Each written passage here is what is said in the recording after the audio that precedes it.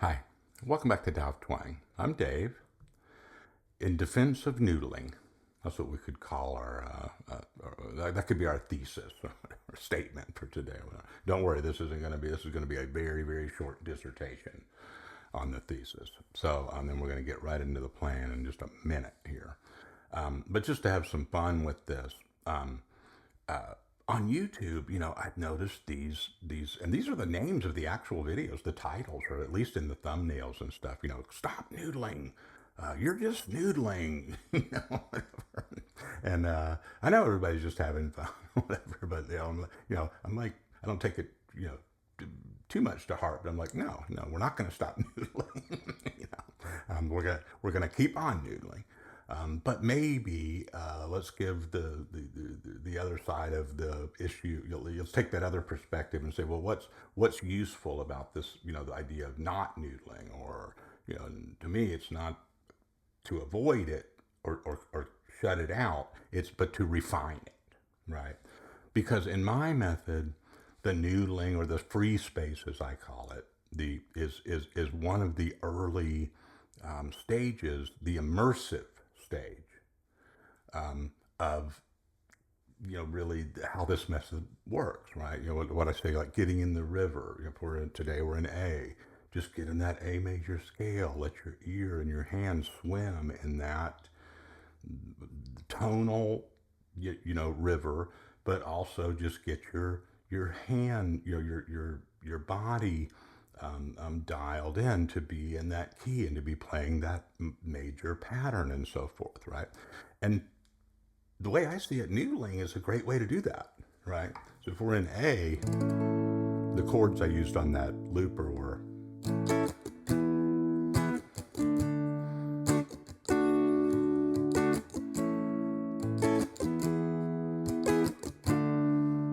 okay.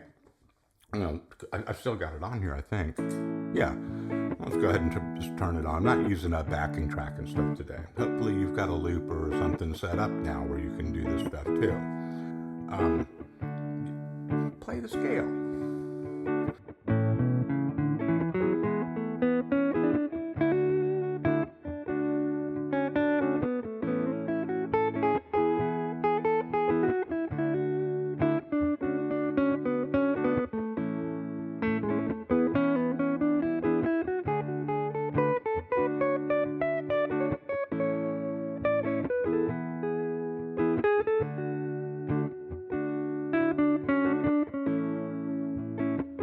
Okay.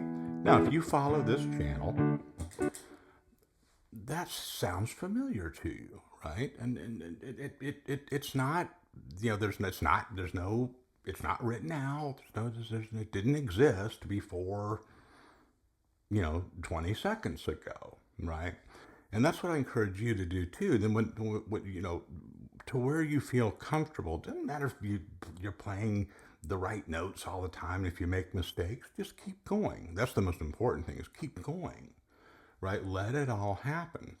Then when you start to notice something that sounds good melodically or rhythmically, take note of that. At the same time, or by the same token, if you start to notice things that are becoming mundane and you're boring yourself, take notice of that. So there's something that can be, it's either kind of deductive or inductive, right? We can either add something to, kind of make it more interesting, or we can like kind of pull back from the noodling and like just take what we've got, and take the block of jade and remove everything except the elephant from it, right? So either way, it's good and important to see that from both sides. Do I need more or do I need less? But those things are not judgments. It's not, this sucks. I'm not, I don't know, I gotta do something totally different because this just doesn't sound good. You can't afford to have that kind of judgment because what you just played is you, right? You can't judge it that way, but you can work with it. Just like anything else in our world, right? We can't change who we are, but we have dominion over what we do with ourselves, how we modify ourselves, how we change, right? To an extent. And the cool thing that's I don't want to get too, I don't know, new agey or whatever, but your music is just like that. It's your personality, right? You don't try to change it, but just, make it work for you and your relationships and then how you operate in the world, right? And that's what you're doing with this thing. This thing doesn't have near as much power as a human being. It has no power, actually. It's a piece of wood. Without you, it does nothing. It can't do anything, right? It's all you. So that's the take it or leave it. That's the cosmic part or whatever, right? The philosophical part for today. But don't judge it, change it, play with it, make it work for you, right? That means a lot. It'll go a long way if you really believe that, and practice it. So now, when you're teaching, you're basically kind of demonstrating, like the way I look at it anyway, is you're demonstrating your own process, right? So my process here is I've got some chords, some nice, neat 1, 4, 5 chords out of this A, and then I just kind of go into what are my basic kind of skills or strategies that I use. Well, I got a scale that I know is going to work in there, the A major scale, and then, if I noodle too much with just that scale in a random way, it doesn't have nice timing and chord tones landing on chord changes and things like that. And so I want to address that somehow. One way that we talk about on this channel all the time to address that with a very high success rate is arpeggios, right? Because if I'm just playing all chord tones, I can't not play a chord tone.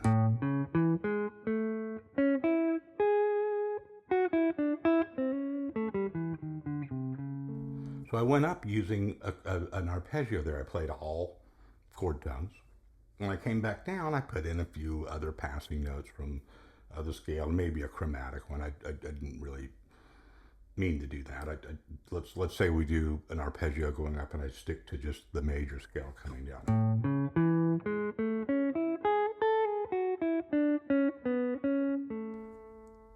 Right, and that's a little more, and there's a little refinement right there, right? So, noodling around isn't going to help you today maybe as much as if I really am able to describe what I'm showing you, right? In some more defined terms. So still not doing a whole lot with the rhythm of it, although it's not completely mechanical and rote. It's not, it could be, but a little bit of.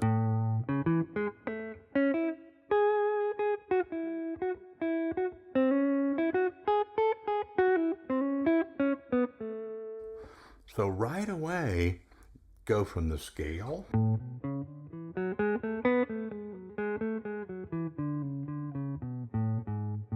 up and down, make direction changes, right? If you're really new to the scale, then, find the appropriate place to begin, right? Maybe it is just memorizing it.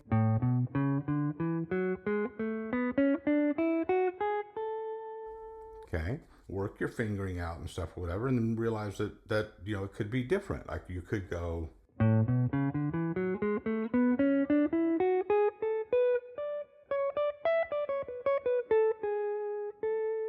Right, doesn't, and you don't have to necessarily, when I made that mistake, that wrong note, I just let my ear correct it. I didn't go back and start over at the beginning of it, and just, your ear will sort it out.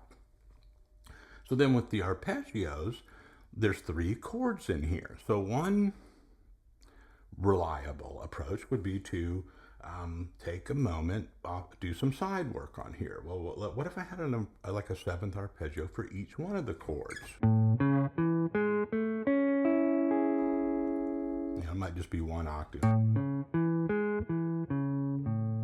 There's an A major 7.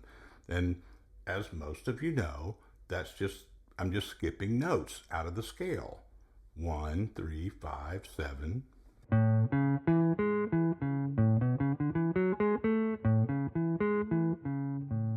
Take the time to do each, you know, layer of this kind of processing depending on how familiar you are, how new it is to you, right? So then, if I go,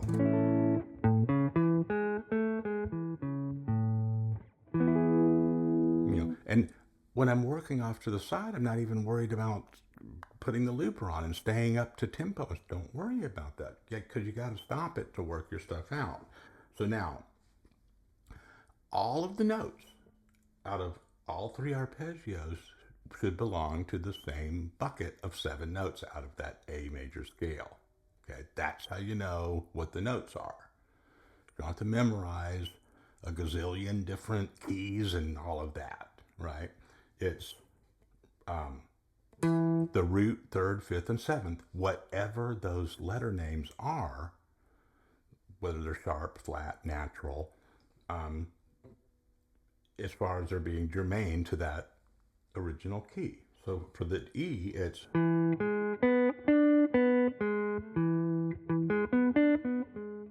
happens to be a flat 7th for that E. Many of you will recognize that right away. Oh, it's the 5 chord out of A. And so in basic key theory, that 5 has a flat 7. But again, it's not just something that's written in the rule book. It occurs naturally out of that bucket of 7 notes. Do the same thing for the D. And that's a major 7. Not a flat 7 like the E was. So one thing that you can get going right away, just an arpeggio for each one of those.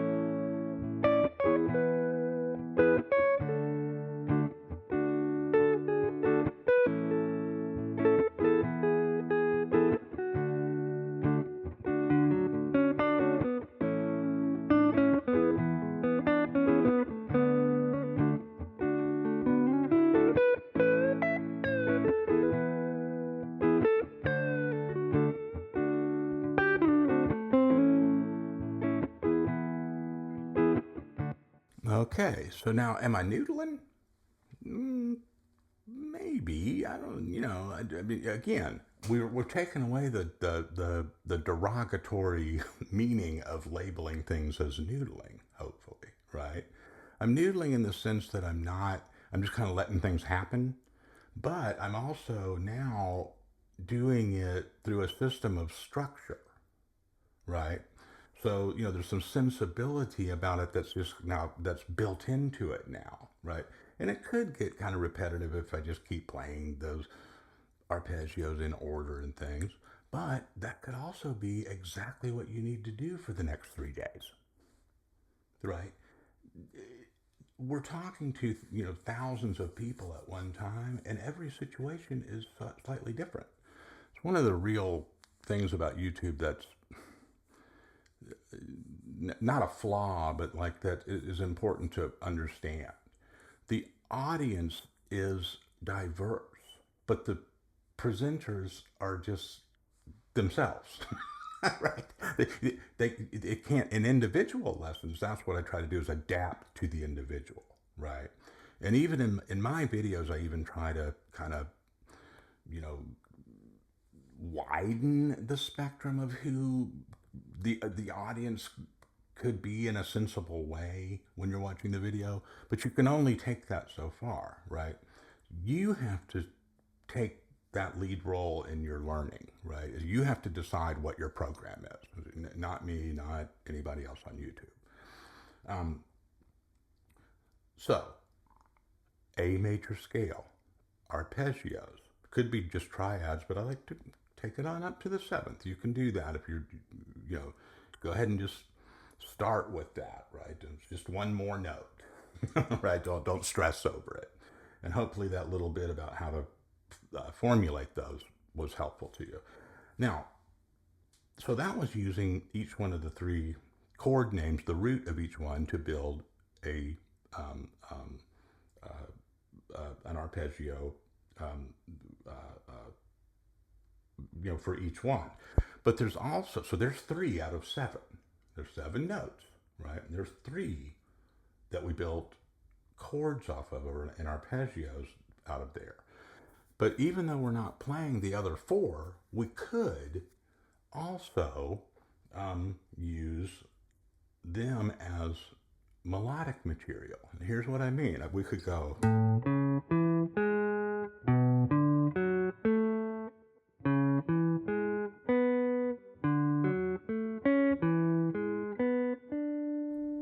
See what I'm doing? I'm going up. Now I'm going up the scale.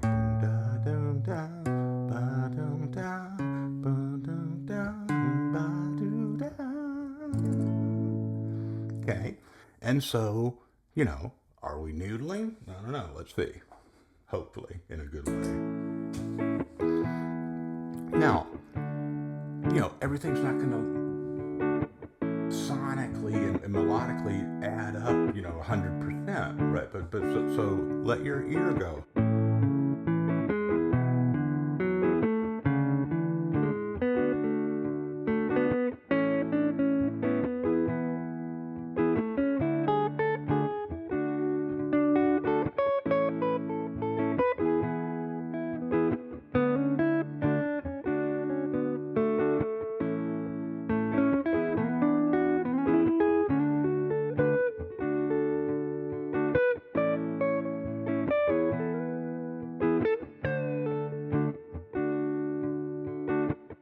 Okay, not setting the world on fire with that, right? You'd need a little more shaping and stuff, to really kind of put those in a more rhythmic way.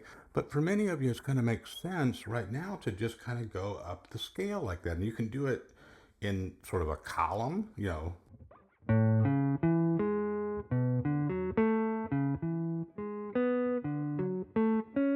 But you can also do it going up the neck, especially on the higher strings. What if we went,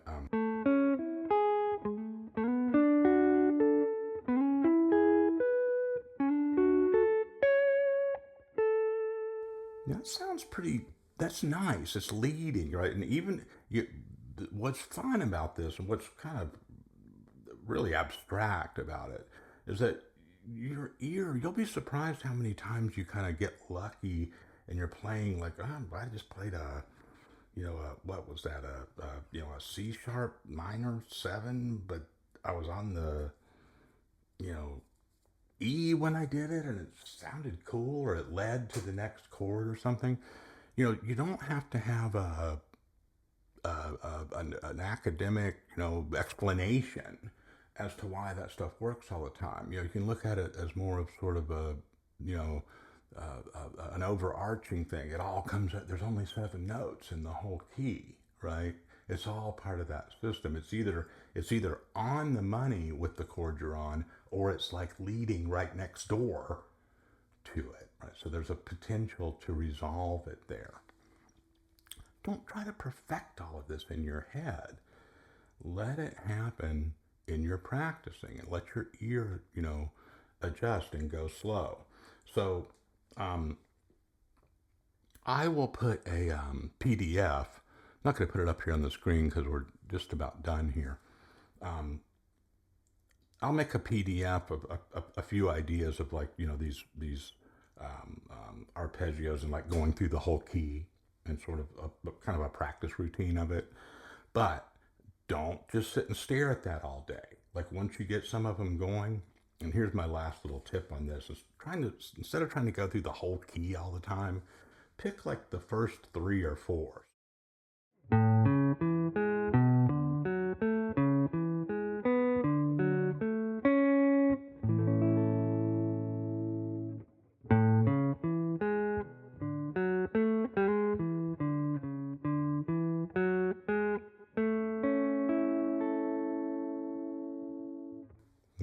tune. Um, the first little example there was I just went through the first four.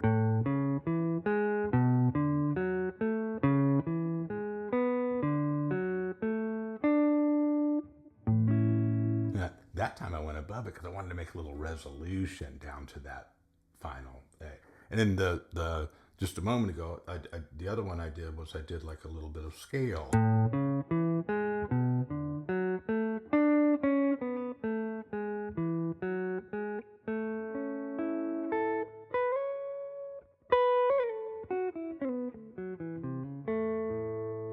The other thing to don't forget, once you get your looper back on, use the major pentatonic with this too. You could use minor pentatonic as well, but to stay with that kind of, not putting that flat seven in there that's in the blues scale, just to stay in that pool of that major scale sound.